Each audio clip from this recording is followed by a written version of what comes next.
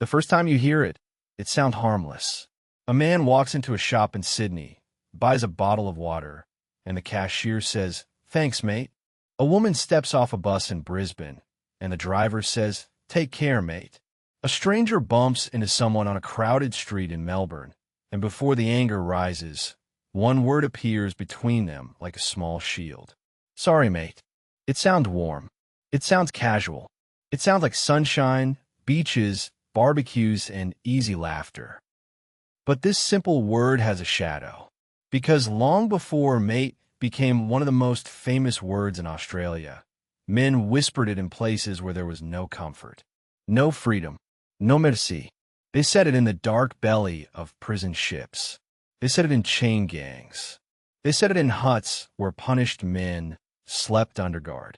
They said it when the land was strange, the future was gone, and the only person who understood your suffering was the person standing beside you. So why do Australians call everyone mate? The answer is not as simple as friendship. It is older than modern Australia. It is darker than a friendly greeting. And buried inside this one small word is a story of exile, punishment, survival, loyalty, silence, fear, and a strange kind of brotherhood born in the shadow of empire. To understand the word, you have to forget the Australia you know today. Forget the bright cities. Forget the tourist postcards. Forget the cheerful voices saying, "No worries, mate." Now imagine the ocean, a black sea stretching forever, a wooden ship groaning under the weight of bodies. Below deck, men and women lie packed together in the heat and stink, some sick, some praying, some silent, some already dead inside. They're not explorers. They are not settlers chasing a dream. They are convicts. Some stole food. Some forged papers. Some committed violence. Some were poor, desperate, and crushed by a system that punished the lower classes with terrifying force. They have been torn from Britain and Ireland and sent to the far side of the world. For many, transportation is a living death. They may never see home again. They may never see their mothers, wives, husbands, children, brothers, or sisters again. Their old names may survive on paper, but their old lives are gone. And somewhere in that floating prison, one man turns to another and sees something terrifying. Not hope, not safety, recognition. The man beside him is also ruined. The man beside him is also afraid. The man beside him has also been thrown away by the world. And in that moment, the word mate becomes more than a label. It becomes a question. Are you with me? Will you betray me? Will you survive beside me? Will you remember I was human? That is the hidden weight of the word. Mate did not begin in Australia. It came from British English. It meant a companion, a fellow worker, a partner, someone joined to you by habit, labor, or closeness. But Australia changed it. Australia hardened it. Australia took an old word and dragged it through salt water, chains, hunger, heat, punishment, bush tracks, prison yards, gold fields, farms, war, and working-class struggle until it carried something that no dictionary could fully hold. Because in early Australia, a mate was not just a friend. A mate could be the person who helped you stay alive. The British Empire did not send only prisoners to Australia. It sent accents. It sent slang. It sent class anger. It sent the speech of poor streets, docks, farms, factories, courts, jails, and ships. It sent people who already knew what it meant to live beneath authority. And when they arrived, they found a world where authority could be brutal. Imagine stepping onto Australian soil as a convict. The sky is huge. The heat is unfamiliar. The land feels endless. Behind you is the sea that cut you away from your past. In front of you is labor, orders, punishment, surveillance. You are assigned, counted, watched, moved, judged. Your body is not fully yours. Your time is not yours. Your future is not yours. And in that world, survival does not come from the powerful. It comes sideways, from a man working next to you, from a woman who warns you when trouble is coming, from the prisoner who shares a piece of bread, from a hutmate who knows when to speak and when to stay silent, from the person who understands the rules that are never written down. In a colony built on punishment, trust became dangerous. Trust could save you. Trust could destroy you. If someone informed on you, you could be flogged. If someone lied about you, you could be punished. If someone helped you, you might live to see another morning. That is why the word mate became charged with something deeper than politeness. It was not soft. It was not sentimental. It had teeth. A mate was someone who stood with you when the world above you had no pity. But here is where the story becomes darker. Mateship was not born only from kindness. It was born from pressure.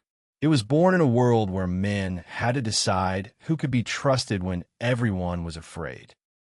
It was born where silence could be loyalty, but silence could also hide evil. It was born where the line between brotherhood and survival was thin, and that is why mate has always carried two spirits inside it. One spirit says, "I will stand beside you." The other whispers, "Do not cross me."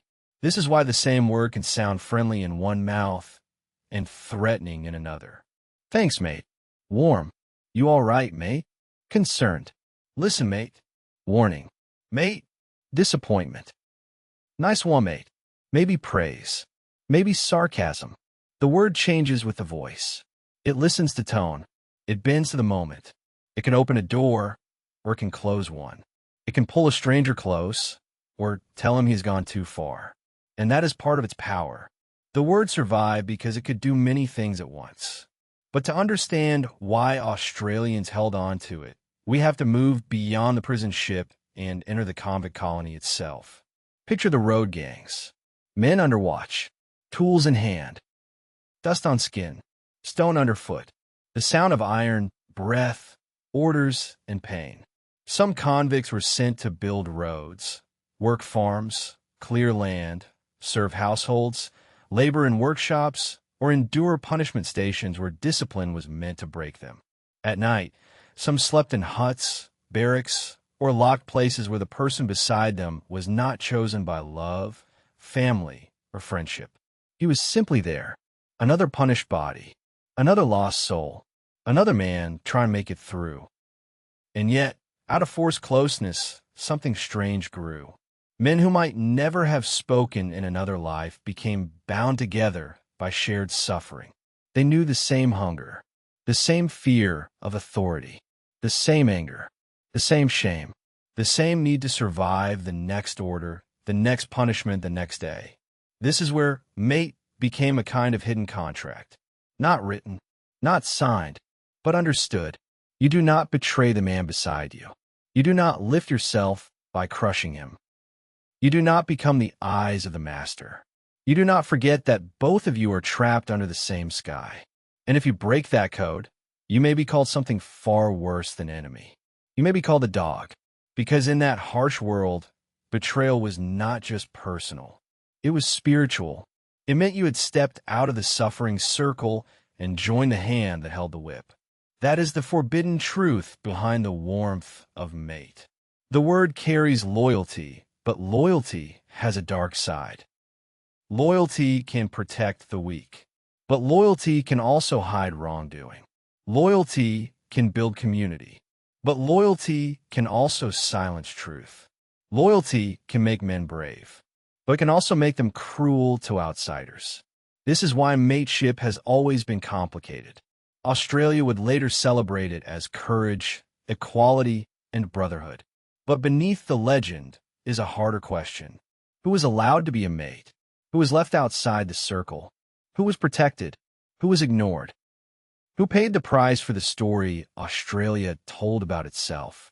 Because while convicts suffered under the British system, the making of colonial Australia also brought destruction to Aboriginal peoples whose lands were invaded, taken, and violently transformed. So the story of mate is not a simple story of poor men surviving hardship. It is also part of a larger and more painful history. A history where one group's survival became tied to another group's dispossession. That is why the word feels both powerful and uneasy. It speaks of human closeness, but it was shaped in a world of injustice. And still, the word kept moving. It left the prison yard. It passed into the bush. It traveled with workers, farmers, shearers, miners, drovers, sailors, soldiers, and ordinary people who lived far from comfort. In the bush, distance could kill. A broken wheel, a dry waterhole, a snake bite, a lost track, a night too cold, a day too hot. You needed people. You needed help. You needed someone who would not leave you behind. So mate became tied to the Australian idea of the person beside you. Not the person above you. Not the ruler. Not the gentleman with the title. Not the officer on the horse. The person beside you. That mattered in a society suspicious of people who acted superior. Australia developed a strong dislike for arrogance, a suspicion of hierarchy, a habit of cutting people down when they try to stand too tall. And mate fit that spirit perfectly. It flattened distance. A rich man could be called mate. A poor man could be called mate. A stranger could be called mate. A boss could be called mate. A politician could be challenged with mate. It was not always equal in reality, but the word carried the dream of equality. And maybe that is why it became so beloved, because it allowed people to speak as if no one was too far above another. But even that dream has shadows. For a long time, mateship was imagined mostly as male. Men in the bush, men at work, men at war, men drinking together, men protecting one another, men keeping secrets. The word could include warmth, but it could also create a closed circle. If you belonged, you were safe. If you did not, the door could be hard to open. Women use the word too. Many Australians of all backgrounds use it now. But the old image of mateship as a male bond still lingers like smoke from an old fire. And this is where the word becomes almost haunted, because every time Australia says mate, it touches a national myth. A myth of loyalty, a myth of fairness, a myth of ordinary people standing together. But myths are never clean. They hide blood in the corners. They turn pain into pride. They turn survival into identity. They turn history into something a nation can bear to repeat. And perhaps that is what happened with mate. A word born from companionship became a word of survival. A word of survival became a word of loyalty. A word of loyalty became a word of national character. And a word of national character became so ordinary that millions of people say it without thinking of the ghost behind it. But the ghosts are there. They're in the ships. They're in the chains. They're in the road gangs. They're in the lonely huts. They're in the bush camps. They're in the battlefields. They're in every moment when one person looked at another and silently asked, "Are you with me?" That is why mate can carry so much meaning in so little sound. It is short, one syllable, easy to say, but inside it is a whole country wrestling with itself. A country born from empire, punishment, migration, survival, violence, humor, pride, and contradiction. And this is why outsiders sometimes misunderstand it. They hear mate and think it only means friend. But an Australian ear hears more. It hears tone. It hears mood. It hears the invisible line between welcome and warning. Say it gently, and it can make a stranger feel known. Say it sharply, and it can make a room go still. Say it with laughter, and it can turn embarrassment into connection. Say it after betrayal, and it can feel colder than an insult. Because mate is not just a word. It is a test. It asks, are we equal here? Are we safe here? Are you joking? Are you angry? Are you one of us? Are you about to cross a line? And maybe that is why Australians still use it so much. Because it does what formal language cannot do. It removes distance. It creates instant familiarity. It turns strangers into temporary companions. It can make a hard world feel less lonely.